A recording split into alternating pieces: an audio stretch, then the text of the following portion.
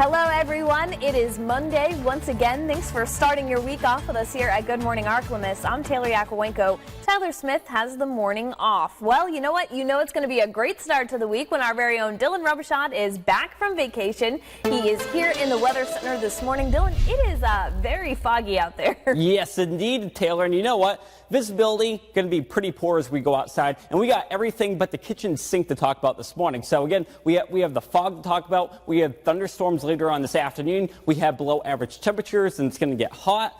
But before we talk about all that, let's get a look at the visibility map.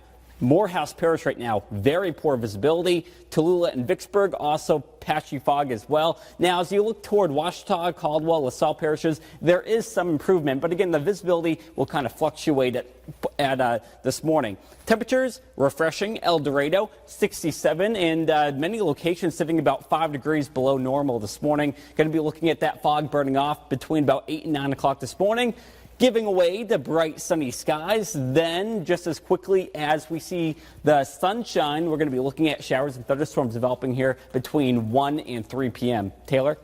Thank you, Dylan. Our top story this morning, the 13-year-old killer of 17-year-old Alyssa Knights is back in the courtroom today. He'll be sentenced for 1 count of negligent homicide. Olivia Russell is here with us in the studio this morning. Olivia, so much has happened since this deadly day. That's right, Taylor. The boy has been in and out of custody since the February shooting on unrelated charges. Now, in that shooting, witnesses say the boy put a gun to Knights' head, said it wasn't loaded, then pulled the trigger to prove it. The 13-year-old was arrested that night and posted bond less than a week later. One day after his release, he was arrested, this time on burglary charges. Then on May 25th, he was taken back into custody for failing a court-ordered drug test while he was on house arrest. He's being held at Green Oaks Detention Center. He pleaded guilty to negligent homicide in June. He'll be sentenced for that today. Alyssa's mother says she's ready for this part to be over so she can move forward, advocating against gun violence. Then it'll be our time to get the gun violence awareness out and let people know that there's no reason a 13-year-old child should have been in the situation to make this decision or to be able to do this to anybody else. And that's our main goal. Alyssa's mom is still handing out bracelets in memory of her daughter. She says she'll have some available for free at the sentencing today. That sentencing starts at 1:30 this afternoon at Green Oaks. Family and friends have been lining the streets with signs every time the boy has been in the courtroom. They say everyone is welcome to join the memory of Alyssa. Taylor? Thank you, Olivia. Meanwhile, in West Monroe, police have arrested 1 of 2 suspects in connection to a shooting on Keller Street. Washita Parish deputies arrested William Morgan Kane on 2 counts of simple battery and 1 count of attempted second-degree murder. This is the second time there's been a shooting at that specific home on Keller Street.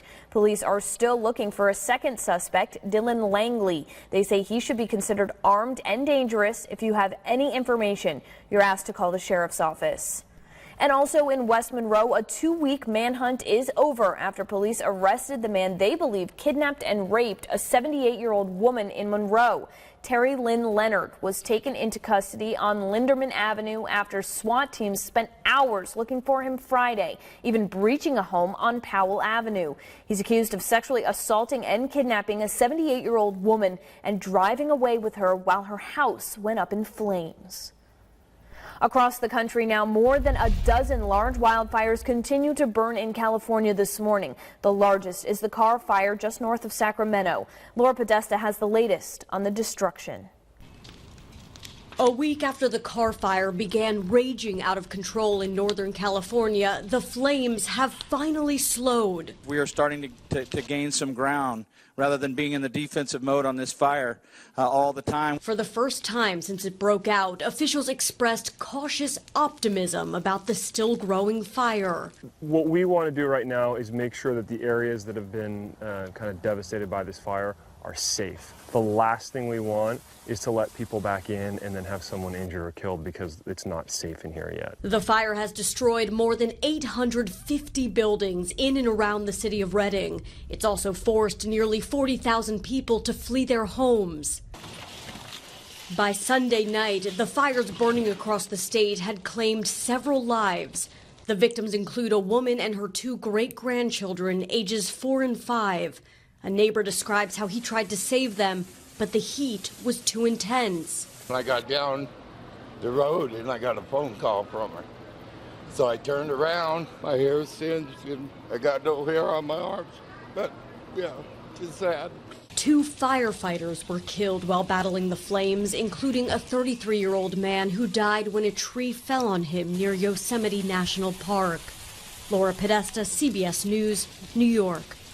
And now to controversy. A CBS chief executive officer has been accused of sexual harassment. According to an article in The New Yorker, Les Moonves sexually harassed 6 women between the 1980s and late 2000s. 4 of the women described forcible touching or kissing during meetings. 2 said Moonves intimidated them or threatened to derail their careers. Moonves said in a statement that there were times decades ago when he may have made some women uncomfortable by making advances. The reporter who broke the story said it's a pattern of harassment inside CBS News.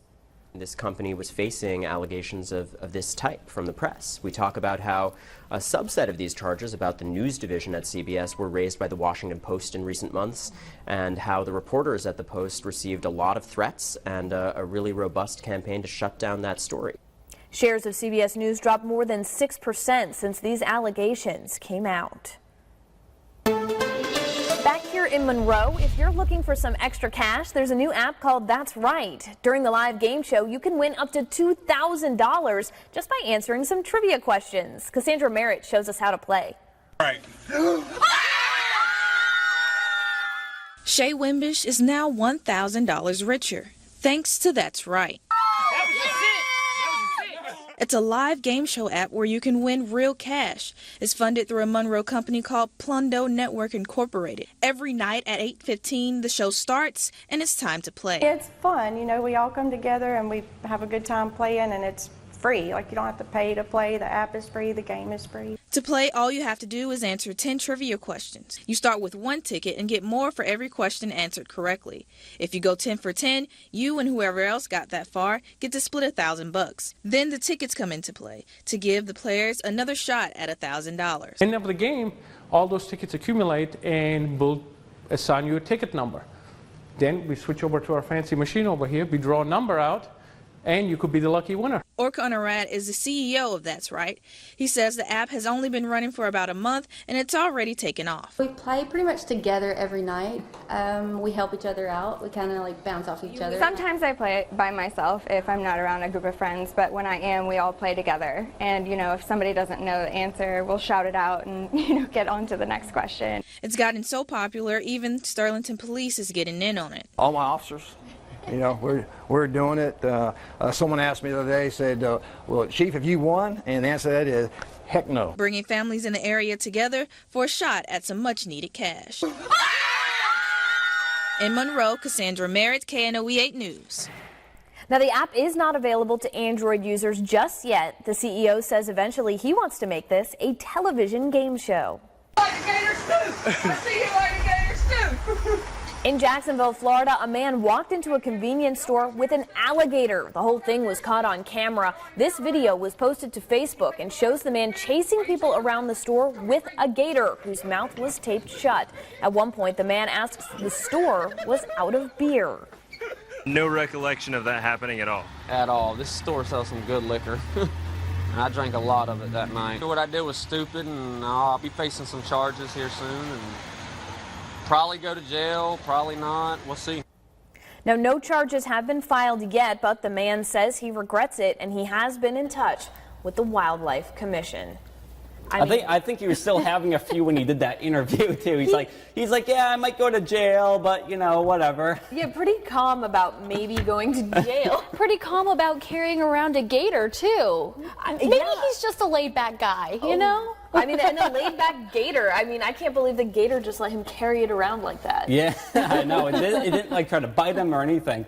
Just so casually, just like brought him into the store. Just kind of hanging around like a little puppy. Just when you think you've seen it all. Yep. Hopefully happens. Nobody needs to get ideas out there, though. Oh, yeah. Do not try this at home. All right, but something you can try at home, playing along with us on our Facebook question of the day. Today's question, according to a recent survey, 1 in 3 Americans say they have one of these. 1 in 3, a social media account. Okay, I said a car. And I'm thinking a pet. Okay, I'm pulling up some answers here, and we did have some good ones. I was scrolling through them before, and there's a lot of people who are kind of on the same page as us, but going out a little while. So Lisa K says a driver's license, which kind of goes along with a car, I think. Sherry says a grandparent or great-grandparent that's still alive. I like that one. Diane says a pet. Mary says they own a home. Yep. Bob says they have a headache. They just can't deal. 1 in 3 Americans has a headache. Bill says a bicycle. Steven says a filing cabinet. And Deborah says at least one broken TV. I guess just kind of hanging around the house. I like that answer. Yep. All right, guys, keep these coming in. These are really creative this morning. We're going to share some more of them in the next half hour. But when we return, Tyler Smith talks with financial advisor Kelly Brantley about how to pay cash for your car. Stay with us.